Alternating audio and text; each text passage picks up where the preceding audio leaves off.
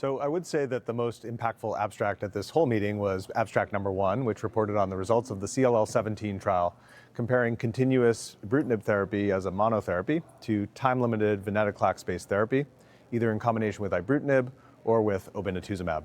And the study confirmed its primary endpoint, which was non-inferiority of the time-limited therapies compared to continuous ibrutinib monotherapy. All the patients are generally doing quite well in the study, 80% PFS at around 3 years, very high response rates, et cetera. But one of the challenges of the study is that it's only exploring the fixed duration regimens, so all patients get the same length of therapy, regardless of their genetic markers or their attainment of MRD. So there's a number of other studies looking at MRD-guided approaches for frontline CLL treatment.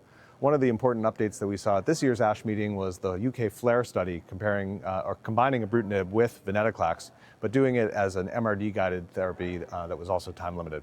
And really their progression-free survival curves look quite impressive across a range of different prognostic marker subgroups. And they've done this through individualizing therapy through MRD guidance. And so it does raise the question of whether we're sort of leaving some efficacy on the table by only giving about 1 year of combination therapy, especially for patients with high genetic risk CLL like unmutated IGHV or even TP53 aberration. And many of the patients on the FLAIR study needed 3 or 4 years of ibrutinib plus venetoclax to attain undetectable MRD. And we're seeing now that that translates into an excellent progression-free survival.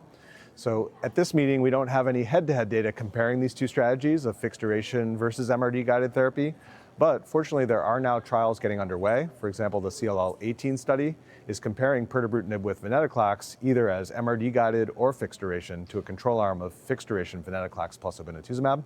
So we'll have to wait for a future ASH to get those results.